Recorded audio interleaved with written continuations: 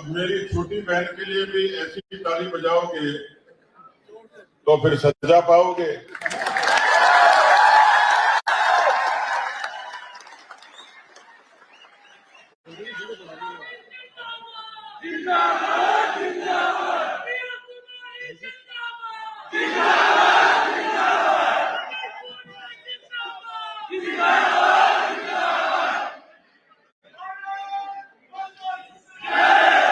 एक छोटी बहन के लिए ताली बजवा दी तो दूसरी भी सोचेगी कि मैंने कौन सा भैंस के डंडा मारा है।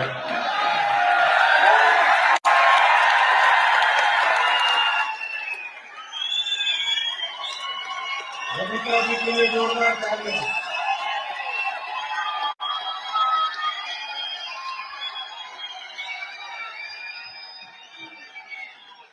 अभी संचालक महोदय विनीत चौहान जी को अंतर्राष्ट्रीय कवि कह रहे थे।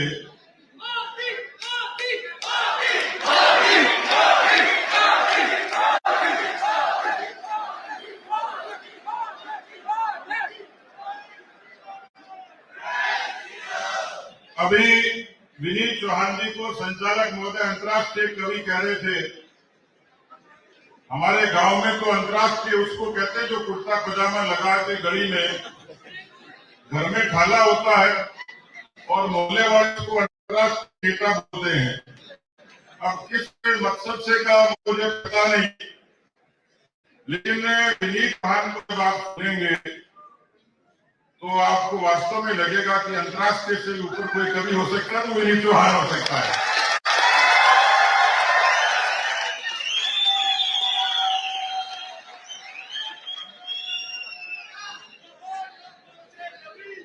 राजनीति की पाठशाला में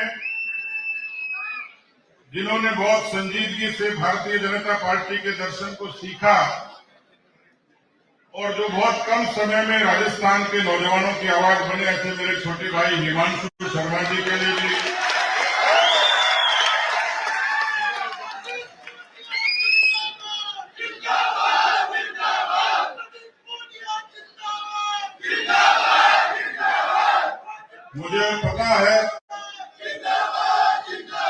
मुझे पता है कि मेरी ख्याति सुन के इस हॉल में काफी कुंवारे भी उम्मीद के साथ आए हैं।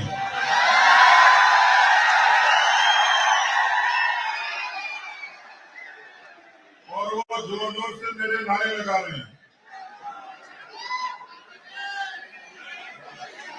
कई तो ऐसे खुश हो रहे हैं जैसे पूर्णिया जिस कार्यक्रम के तुरंत बाद वधू का साथ में कर देंगे।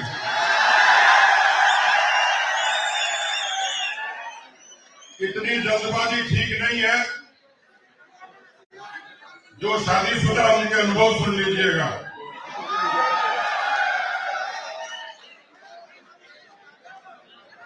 बाकी तो कवि है जोश के साथ, हास्य में भी विनीत जी आपको बता देंगे। लेकिन मैं आज के इस युवा संगम के लिए भाई भगवान शर्मा जी, हमारे भाई मनोज वर्मा जी, राम कुमार जी, महेश जी, हमारे अविनाश जी, इन सबको और हमारे फौजी यादव जी, इन सबको हृदय से धन्यवाद देता हूं कि वाकई आज इस युवा संगम में बूढ़े कम हैं और युवा ज्यादा हैं।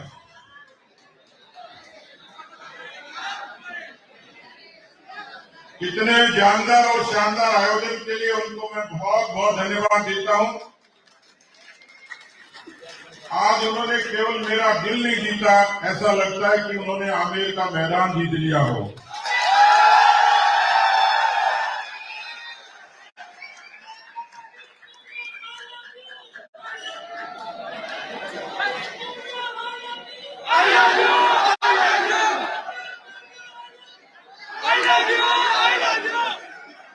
भाई ये पुरानी बात है ये पुराने जमाने की बात है, वो समय चला गया। अब इस नारे की कोई प्रासंगिकता नहीं है और मुझे लग रहा है कि मेरी चौकीदार नीति यही आजमा है। तो कम से कम मेरी सलामती का तो ध्यान रखो। यहाँ पर उपस्थित सभी हमारे पार्टी के बहुत ही वरिष्ठ नेतागण, जिन्होंने वर्षों बरस से अपने परिश्रम से, पसीने से इस आमेर को सींचा, लेकिन समय बदलने के आधार पर इस आमेर को नौजवान तरुणाई ने भी बहुत चुनौती के साथ में स्वीकार किया। और मुझे अच्छे तरीके से ध्यान है कि 20 वर्षों से आमेर का मतदाता, आमेर का कार्यकर्ता इस बंजर जमीन पर कमल खिलाने के लिए उत्कंठित था, समर्पित और संकल्पित था। इस क्षेत्र के बहुत लोकप्रिय नेता गोपीराम जी, उसके बाद लगातार 3 चुनाव में यानी 20 वर्षों तक, वनवास 14 वर्ष का होता है, लेकिन आमेर की जनता ने, आमेर के कार्यकर्ताओं ने 20 वर्ष का वनवास भुगता। 2013 में मैं पार्टी के आदेश से चुनाव लड़ने के लिए आया। पता नहीं मेरा क्या संस्कार था, मैंने ये गणित लगाई नहीं, कभी सोचा नहीं कि हारने वाली सीट पर मुझे चुनाव लड़ना है, मैंने गौर ही नहीं किया। लेकिन जब पार्टी का हुक्म हुआ, राजस्थान में पार्टी के पक्ष में प्रचंड हवा थी। ये उम्मीद भी थी कि हम जयपुर की राजधानी के नजदीक हैं तो यहां राम राज्य की स्थापना हो चुकी होगी, यहां अमन चैन होगा, विकास की गंगा बह रही होगी। मैंने उसी उत्साह में हां भरी, चुनाव लड़ने के लिए आया। और जब धरातल पर आया तो पता लगा कि शहरों की चमक दमक के मुकाबले शहर की नाक के नीचे विधानसभा क्षेत्र का कोई धनी धोरी नहीं है। हम बहुत आत्मविश्वास और इरादे के साथ में जीत के उद्देश्य से निकले, लेकिन कई बार ऐसा होता है, आपकी सोच, आपकी कल्पनाएं, आपका लक्ष्य, आपका समर्पण परिस्थितियों का, भाग्य का भी मोहताज होता है। मुझे अच्छे तरीके से ध्यान है, 8 दिसंबर 2013, भैया पीछे डिस्टर्ब मत करो रे, जिनको नहीं बैठना हो बाहर भी जा सकते हैं। 2013 का 8 दिसंबर मुझे अच्छे तरीके से याद है। हम 329 वोटों से ये चुनाव हार चुके थे। क्षेत्र में भी निराशा थी, कार्यकर्ताओं के मन में भी और मेरे खुद के भी। मुझे निर्णय करना था कि पार्टी के आदेश को तो पूरा किया, लेकिन मेरे भविष्य की दिशा क्या होगी। मुझे 9 दिसंबर को कुछ लोग मिलने के लिए आए। मुझे तय करना था कि मुझे आगे चुनाव की राजनीति में कायम होना है, पार्टी का आदेश मानना है और जिस क्षेत्र में विकास की इतनी बड़ी डिमांड है उसको पूरा करना है। मैं अपना स्वार्थ तो पूरा कर सकता था, पार्टी से कभी राज्यसभा की या किसी पद की डिमांड करके, लेकिन मेरे दरवाजे पर हारने के बाद जो पहला शख्स आया उसने मुझे भावुक कर दिया। उसने कहा कि आप तो चले जाओगे, लेकिन हम फिर वैसे के वैसे रह जाएंगे। हमने आपको वोट दिया, हमने भारतीय जनता पार्टी को वोट दिया है, हमारा कोई गुनाह नहीं है, लेकिन हम आपको भरोसा देते हैं कि हम परिश्रम करेंगे, लड़ेंगे, पुरुषार्थ करेंगे और परिश्रम की पराकाष्ठा करेंगे। भले आंधी तूफान आए, लेकिन इस आमेर की मरुधरा में कमल जरूर खिलाएंगे। मित्रों, इतिहास साक्षी है समय साक्षी है, प्रतिकूलता के बीच में भी 20 वर्षों का वनवास खत्म हुआ और दिसंबर 2018 में शान और स्वाभिमान का कमल इस आमेर की धरती पर खिला।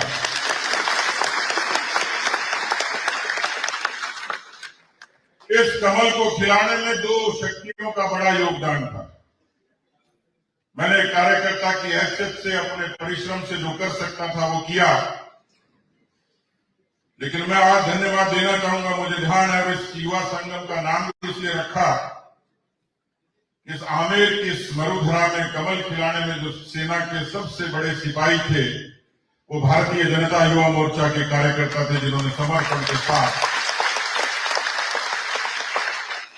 जो दूसरी बड़ी ताकत थी वो मातृशक्ति थी, जिन्होंने राखी का सूत्र बांधकर ये संकल्प मुझे दिया था कि भाई साहब आप परिस्थितियों से विचलित मत होना, आमेर की बहनें, आमेर की माताएं आपके साथ खड़ी हुई हैं, मैं उनका ऋण कभी चुका नहीं सकता। मित्रों, दूसरी बड़ी चुनौती थी 163 की बारात में आप जब हार से हताश होकर किसी कतार में खड़े होते हो तो आपकी कितनी सुनवाई होती कहा नहीं जा सकता, लेकिन जनता का सहयोग, उनका आशीर्वाद, उस निराशा और आशा के बीच में न उन्होंने मुझे थकने दिया, न रुकने दिया, न झुकने दिया। और यही कारण है कि भले ही हम 163 की बारात में नहीं थे, लेकिन आमेर की धरती पर 1500 करोड़ से भी ज्यादा के विकास के कामों ने 163 को भी पीछे छोड़ दिया। मित्रों, दूसरा एक संकट आया, आपने मुझे विजयश्री का तिलक लगाया। आप अपने वोट की कीमत और ताकत समझ लीजिए। सतीश पूनिया तो वही कार्यकर्ता था, उसी शक्ल सूरत और लंबाई चौड़ाई का था, उसी नीति और नियत का था, लेकिन 13 की हार से और 18 तक के संघर्ष तक राजनीतिक रूप से हम लोग संघर्ष करते ही रहे, लेकिन 18 की जीत ने जो तिलक लगाया था उसने मुझे विश्व की सबसे बड़ी पार्टी के सबसे बड़े प्रदेश का अध्यक्ष बनने का भी सौभाग्य दिया।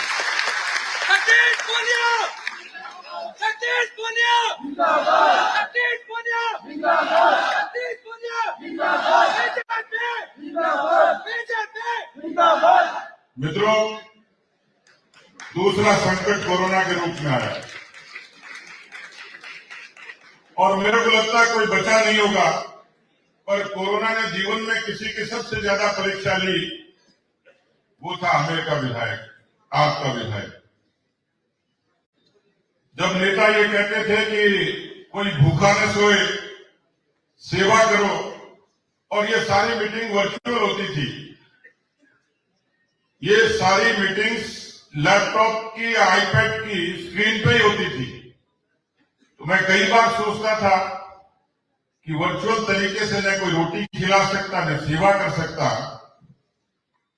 आपका विधायक, आमेर का विधायक पहला शख्स था जो उस कोरोना की तीव्रता के बीच में सवाई मानसिंह से लेकर जालसू की पीएचसी तक लोगों के सुख दुख के लिए खड़ा था।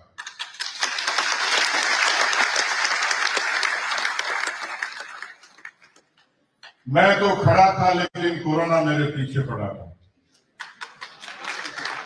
और मुझे लगता है कि दुनिया में कोई रिकॉर्ड हो किसी आदमी को 3 बार कोरोना का, तो रिकॉर्ड पे आमेर के विधायक नहीं बनाया। लेकिन मैंने कोशिश की सहयोग किचन के जरिए, स्वास्थ्य सेवाओं को सुदृढ़ करने के जरिए, और इसलिए किसी के लिए यहां जो लोग बैठे उनको तो पता है, लेकिन पत्रकार मित्रों के लिए मिसाल हो सकती है कि आज जालसू की सीएचसी राजस्थान की सबसे उन्नत सीएचसी है, जहां वेंटिलेटर एम्बुलेंस की भी व्यवस्था है। एक गांव की सीएचसी। उस कोरोना में भी चुनौतियां थी कि पार्टी का काम करूं। पार्टी ने मुझे जिम्मेवारी दी। मैं इस युवाओं की अदालत में पूछना चाहता हूं कि पार्टी ने मुझे अध्यक्ष बनाकर सम्मान दिया, तो आप लोगों को खुशी हुई या नहीं हुई? आपको मान मिला कि नहीं मिला? मित्रों, लेकिन मेरी बड़ी परीक्षा थी। मैं पार्टी के उस निर्देश को पूरा करके राजस्थान की जनता की आकांक्षाओं को पूरा करूं, पार्टी की आकांक्षाओं को पूरा करूं। लेकिन ये काम चुनौती से कम नहीं था। मैं एक दिन आदरणीय नड्डा साहब से मिलने के लिए गया, उनके बाहर बैठा हुआ था, बारी का इंतजार कर रहा था कि दरवाजा खुलेगा, मुझे जाकर मिलना है। इतने में मेरा टेलीफोन बजता है। जो भी भाई मुझे फोन कर रहा था मेरे सामने का, तो मैंने कहा मैं राष्ट्रीय अध्यक्ष जी के पास हूं, थोड़ी देर में फोन करता हूं। तो बोले कोई राष्ट्रीय अध्यक्ष नहीं, मैं ही हूं और मेरी बात पहले सुननी पड़ेगी। तो मैंने कहा चल भाई सुना। तो मैंने कहा क्या काम है? बोले खेल के मैदान में 2 बकरियां घुस गई। मेरी निगाह नड्डा जी के दफ्तर की तरफ थी। तो मैंने कहा क्या करूं? बोले मुझे क्या पता क्या करूं, आपको वोट दिया, एमएलए बना दिया, आप जानो आपका काम जाए। तो मैंने कहा क्या करना है? तो बोले बकरियों को मैदान से बाहर निकालना। तो मैंने कहा ये काम तो तू भी कर सकता। बोले मेरे से मान नहीं रही। तो मैंने कहा बकरी चरा रहा उसको बोलते। बोले वो भी नहीं मान रहा, रट लेके खड़ा ही है, बोले यही चराऊंगा।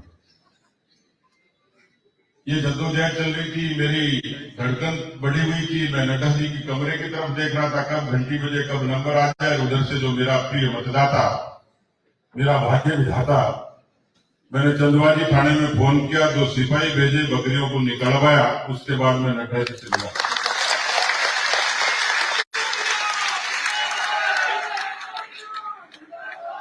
मैं एक दफे पंजाब से आ रहा था, ऊपर फ्लाईओवर से देखा कि नीचे भैंसों का एक अच्छा सा मेला लगा, बड़ी उन्नत नस्ल की भैंसें थी। मैंने अपने मित्रों से साझा की कि ऐसे ऐसे मैंने देखा कि बहुत उन्नत नस्ल की भैंसें, हमारे यहाँ के लोग दूध का और सब्जी का अच्छा व्यापार करते हैं। तो मैंने पता नहीं किसके सामने कहीं 15 दिन बाद फोन आता है कि हेलो कौन बोल रहा? तो मैंने कहा भाई आप कौन बोल रहे हो? बोले पहले आप बताओ। मैंने कहा मैं ऐसे ऐसे सतीश पूनिया बोल रहा हूँ, आप कौन? बोलो मैं भैंसों का सौदागर बोल रहा हूँ। मैंने कहा मुझे न भैंस खरीदनी भाई साहब, न बेचनी, आप मुझे क्यों फोन कर रहे हो? बोले मैं थोड़ी कर रहा हूँ, ये आपका आदमी करवा रहा है। मैंने कहा मेरा आदमी कौन? बोले देख लो ये। मैंने कहा बोलो सीताराम जी कैसे? बोले भाई साहब मैंने भैंस लेकर आया था, रेट वेट तय होगी। मैं कही कि भाई थोड़ी कम कर दे, तो मान रहे हो कभी? तो मैं कह मेरे साथ से बात है।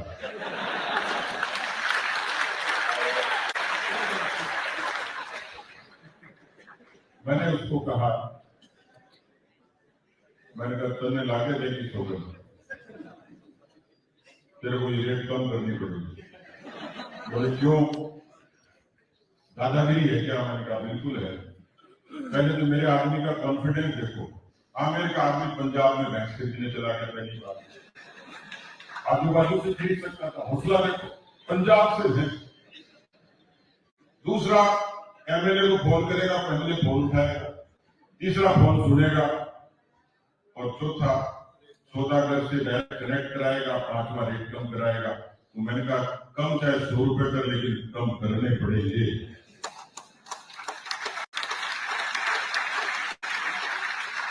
उसने कहा भाई साहब ये ऐसी बात है तो चलो मैं 5,000 रुपए कम कर देता हूँ।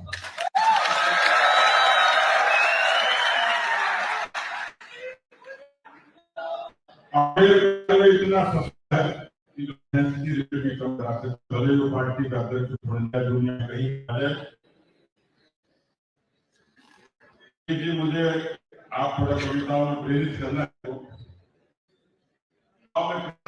करते बहुत लोग आते हैं, तो उनके गांव से कई बार पढ़ के नौजवान बातें करते थे, इसका ध्यान रखा करवा देना चुनाव की।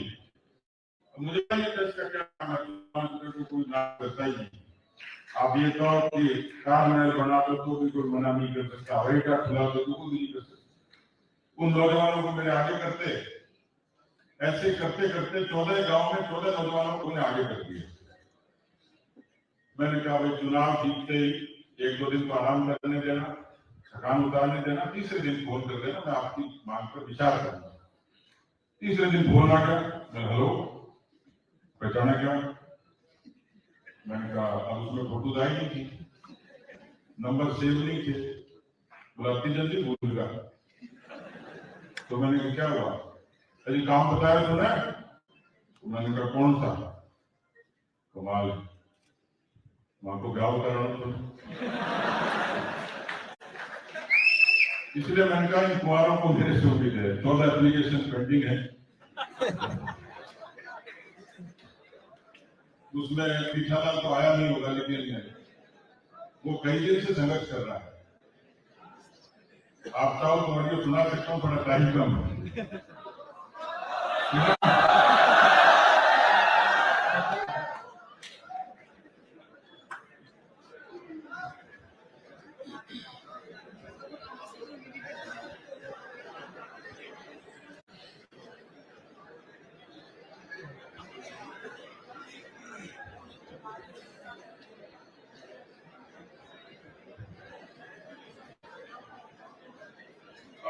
अभी आपके तकदीर पर निर्भर करता है कि मीठालाल फोन उठा ले। मैं उठा लेता हूँ, लेकिन मीठालाल थोड़ा मैं बात नहीं, क्योंकि उसकी बात पढ़नी थी। वो कहीं ना कहीं रिश्ता ढूंढने गया हुआ है।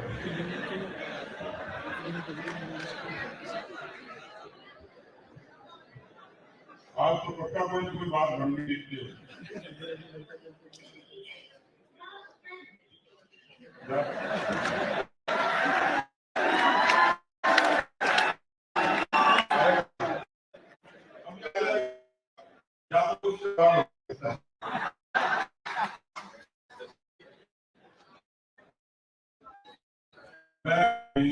था तो मैंने कहा मीठालाल मैं भीलवाड़ा हूँ, बोले कहीं फर्क पड़ जाएगा ढूंढ दो। मैं आप लोगों से आग्रह करना चाह रहा हूं कि एक विधायक को कितने मल्टी डायमेंशनल काम करने पड़ते हैं, कितनी चुनौतियां होती हैं। लोगों को लगता है कि ऐसी बन जाती है। अब बताओ आप, कोरोना की जीवन की चुनौतियों से लेकर और समस्या, आज आप सब लोगों ने मैराथन के बाद इस युवा संगम के रूप में परिणति करी है। मुझे दिल्ली एक बहुत ही जरूरी बैठक के लिए जाना, आप सबको ध्यान है। मैं आपसे ये पूछने के लिए आया था कि पार्टी ने मुझे बहुत सारे विकल्प दिए। मैं अभी दिल्ली जाऊंगा, पार्टी के लोग पूछेंगे। मैं ये भी समर्पण संकल्प कर चुका कि मैं दुनिया में किसी भी भूमिका में रहूंगा, चाहे मैं संयुक्त राष्ट्र संघ का महासचिव बन जाऊं, लेकिन आमेर के लिए, आमेर में मेरा रिश्ता आत्मा का रिश्ता है और वो जीवन बीमा निगम की उस पंचलाइन की तरह कि मेरा रिश्ता आप लोगों से जिंदगी के साथ भी और जिंदगी के बाद रहता है।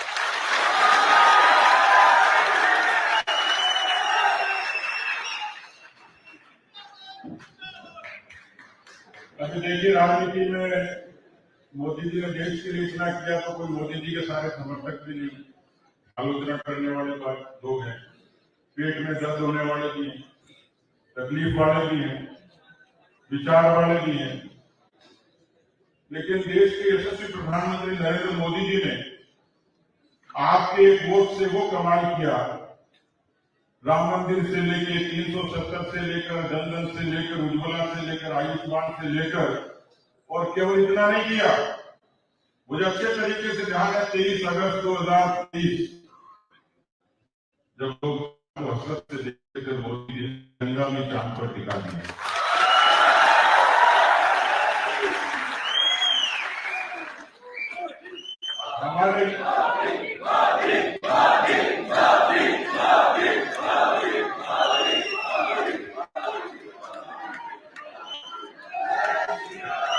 हमारे क्षेत्र के एक बच्चे ने मुझे बड़ी जोरदार बात बताई। यूक्रेन और रूस की लड़ाई, उस लड़ाई के बीच में एक बड़ा संकट था कि हिंदुस्तान के 25,000 लोगों को महफूज लाएं। देश के यशस्वी प्रधानमंत्री जी ने वायुसेना के हवाई जहाज भेज दिए, मंत्री भेज दिए, लेकिन यूक्रेन से जो निवासी थे भारत के, उनको अपने जोखिम पर आना था। उनको हंगरी और पोलैंड की सीमा से भारत आना था, लेकिन यूक्रेन से उस सीमा तक पहुंचने का जोखिम उनका अपना था। बहुत बड़ी चुनौती थी, संकट था। और जब वो सब लोग आए, ये भी चमत्कार से कम नहीं है। आपने एस जयशंकर जी का भाषण सुना होगा, विदेश मंत्री का। उन्होंने कहा कि मैंने पूरी दुनिया में एक डिप्लोमेट की तरह काम किया। बहुत सारे मैं देश दुनिया के प्रधानमंत्री, राष्ट्रपतियों से मुलाकात करता हूँ, अंतर्राष्ट्रीय राजनीति के बारे में समझ रखता हूँ, विदेश नीति के बारे में समझ रखता हूँ। लेकिन मैंने ऐसा प्रधानमंत्री पहली बार देखा जिसने रूस के राष्ट्रपति व्लादिमीर पुतिन को भी ये कहा, मिस्टर पुतिन, और यूक्रेन के राष्ट्रपति जेलेंस्की को कहा, मिस्टर जेलेंस्की, मुझे हिंदुस्तान के 25,000 सुरक्षित हिंदुस्तान चाहिए।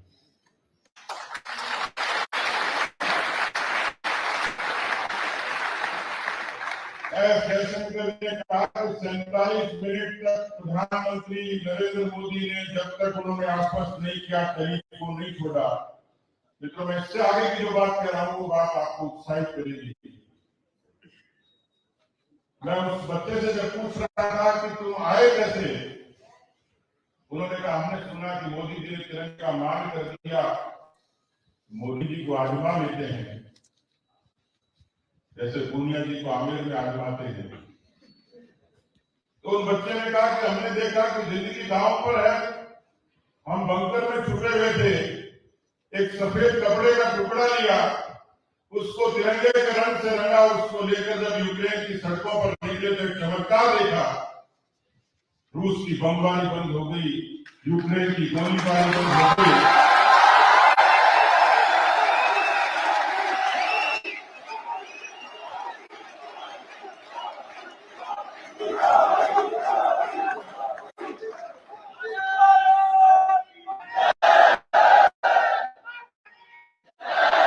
मोदी जी के तिरंगे के मान ने 25,000 लोगों की जिंदगी बचाकर भारत का मान ऊंचा किया। आपकी बात हो, उनके साथ में दोस्ती के पाकिस्तान के विद्यार्थी थे, बंकर छुपे हुए थे। हिंदुस्तान के विद्यार्थियों ने कहा कि हमारे साथ आ जाओ। उन्होंने कहा कि हिंदुस्तान के तिरंगे की छाया में, बोले नहीं तो मरो। लेकिन आपको ताजुब होगा, पाकिस्तान के विद्यार्थियों की जिंदगी बचाने का काम भी भारत के तिरंगे ने किया।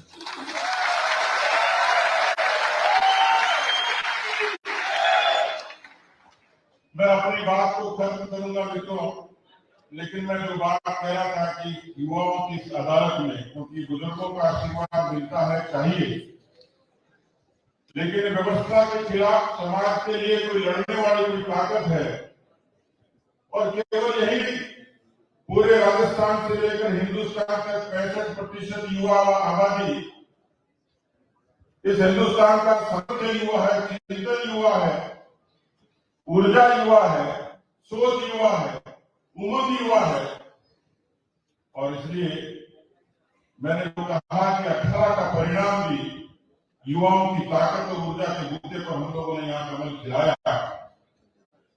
एक बार फिर से कमल खिले, ये मेरी उत्कंठा है, क्योंकि ये परिपाटी हमने शुरू की थी। ये परिपाटी केवल एक विधायक बनाने के लिए नहीं, एक पार्टी का एमएलए बनाने के लिए नहीं, एक पूनिया जी का मान सम्मान के लिए नहीं। मैं 13 से 18 के बीच में जिस आमेर को जान पाया और 18 से 23 के बीच में आमेर की जिन समस्याओं को कर पाया, 1500 करोड़ का उधार था, लेकिन आमेर के विधायक के नाते राजस्थान की विधानसभा में उस समय आपकी छोटी से लेकर बड़ी बात तक लड़ने से लेकर अपने बजट का 125% खर्च करने वाला कोई विधायक 200 विधायकों में शहर को आमेर का आपका विधायक है। यदि निजी तौर पर इस आमेर के नौजवानों के लिए रोजगार की निजी रोजगार की लड़ाई के लिए कोई रोजगार मेले का सृजन करने का काम है, जिसमें 2800 नौजवानों ने उसमें शिरकत करी। 700 से 800 नौजवानों को हमने निजी क्षेत्र में नौकरियों का संकल्प लेकर आगे बढ़ाने का काम किया, तो वो भी आमेर के विधायक लोग हमारे साथ। नेताओं का जन्मदिन उत्सव होता है, लेकिन मुझे खुशी है कि मेरे इन कार्यकर्ताओं के परिश्रम के बूते पर हमने कम से कम 100 विकलांगों के दिव्यांगों के आंसू पहुंचे। हमने एक सरोकार की राजनीति का संदेश दिया वृक्षारोपण और रक्तदान के जरिए, और इसलिए राजनीति सरोकारों की होती है, नारों की नहीं होती। इस बात को भी धरातल पर उतारने का कोई प्रयोगशाला है तो वो आमेर की धरती है। और इसलिए मैं आप सब लोगों से पूछने के लिए आया हूं कि आमेर में आपको कैसा विधायक चाहिए ताकि मैं पार्टी को अपनी राय दे दूं। क्या मैं रास्ता बदलूं? क्या मैं पार्टी को दूसरा सुझाव दूं? मैं आपका ये संदेश लेकर ही दिल्ली जाऊंगा, इसलिए आप सब लोगों को बुलाया।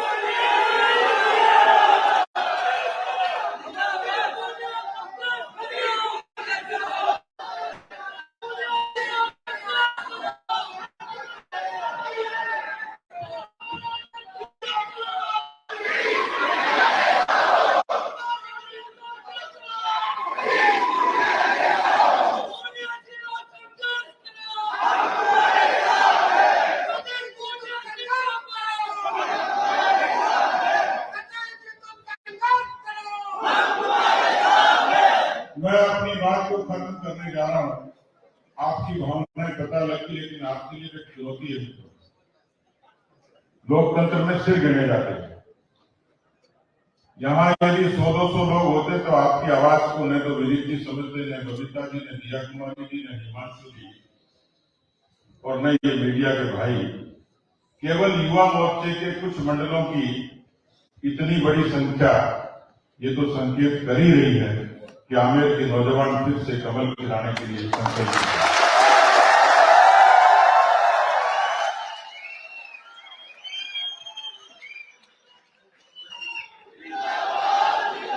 लेकिन मित्रों, इसके लिए आपको सकारात्मक रूप से आगे बढ़ना पड़ेगा। जो लोग अपने स्वार्थ के लिए भारतीय जनता पार्टी के दुरंगे से परहेज करते हैं,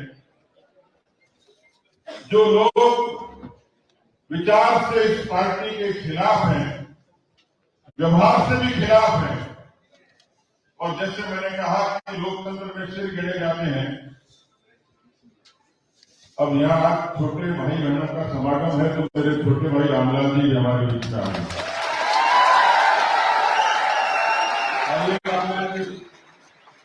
मैंने जीवन में इससे बड़ा कलाकार नहीं देखा।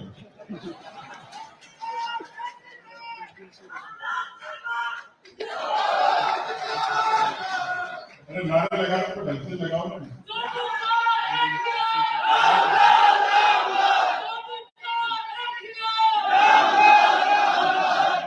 अब दोनों में कोई प्रभाती लाल होगा उसको बैठा।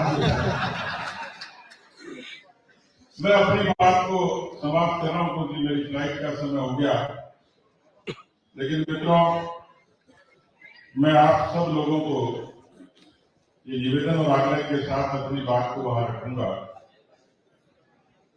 रामलाल जी, दिया जी, हिमांशु जी सब अपनी बात कहेंगे। विनीत जी कविताओं के जरिए अपने उद्गार आपके समक्ष रखेंगे। बबीता जी को हमने विशेष रूप से बुलाया क्योंकि बबीता जी वो खिलाड़ी है जिसने भारत के तिरंगे का मान दुनिया की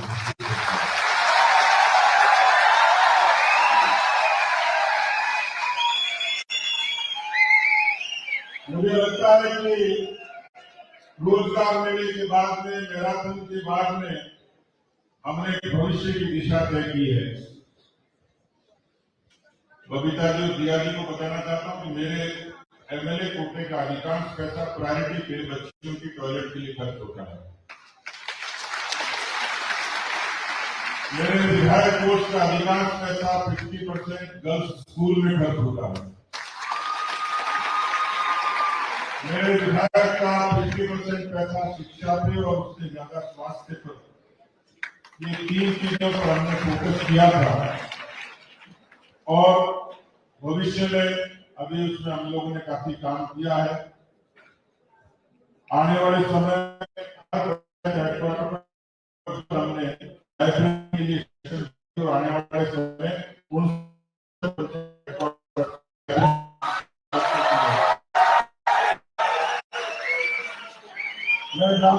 कि आपको खेल के मैदान की भी आवश्यकता है, तो सरकार ने तो घोषणा करी थी, हर पंचायत हेडक्वार्टर पर एक उन्नत खेल का मैदान, ये हमारा युवाओं का आज का अधिकार है।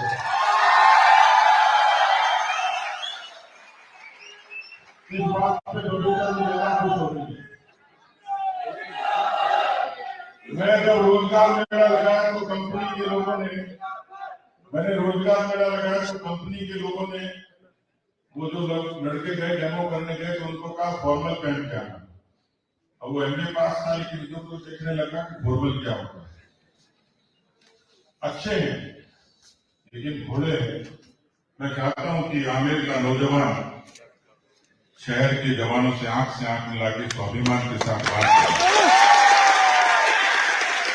और इसके लिए उनके भविष्य की कैरियर काउंसलिंग की एक विशेष व्यवस्था हम लोग करेंगे, ताकि निजी क्षेत्र में भी वो सम्मान के साथ में अपनी स्किल को, दक्षता को हासिल कर सके। बहुत सारी बातें थी, पर मुझे आज आपके ऊर्जा और जोश से लगता है कि आप लोग इस आमेर के सुखद भविष्य के लिए संकल्पित हैं। मैं एक सिपाही की तरह, एक कार्यकर्ता की तरह, एक चौकीदार की तरह आपको पूरे तरीके से समर्पित हूं। आपकी जो ऊर्जा है वो ऊर्जा ऐसी है कि जिसने 18 में प्रतिकूलता के बाद, क्योंकि यहाँ 13 में जब आया तो लोग जातियों की बात करते थे, व्यक्तियों की बात करते थे, पूंजी की बात करते थे, प्रभाव और रुतबे की बात करते थे।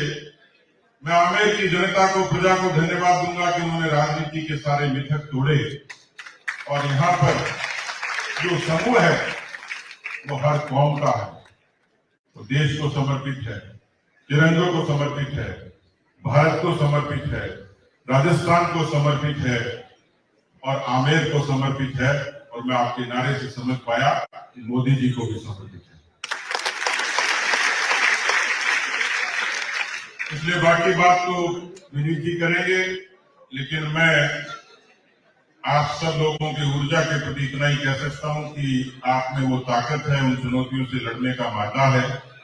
जैसा किसी कवि ने कहा कि जब हम उछलते हैं तो आसमां उछलता है, जब हम उछलते हैं तो आसमां उछलता है, जब हम मचलते हैं तो तूफान मचल उठते हैं।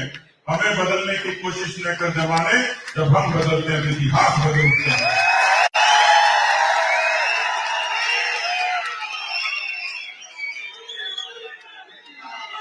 मित्रों, आज के इस युवा संगम से एक बार फिर से इतिहास को बदलने की बारी आई है। मैं आपको इतना ही कह सकता हूं, 2023 का सूरज राजस्थान में भारतीय जनता पार्टी का उगेगा और उस सूरज की चमक में आमेर की आभा होगी, आमेर का उल्लास होगा, आमेर का उत्सव होगा। आप सब लोगों को बहुत बहुत धन्यवाद। मैं आपसे इजाजत चाहूंगा, लेकिन इस आयोजन को आप लोग अपनी जगह बैठे रहेंगे। बहुत सुंदर आयोजन है। विनीत जी की कविताएं सुनेंगे, बबीता जी का अनुभव सुनेंगे, दिया कुमारी जी से भी आप बहुत कुछ हासिल करेंगे। इसलिए मैं आप सबसे आग्रह करूंगा, अपने स्थान पर विराजे रहें। अनुशासन से आप लोगों के लिए जितने विनर्स है उनके इनाम की व्यवस्था है, उनके लिए नाश्ते की व्यवस्था है और बहुत अच्छे तरीके से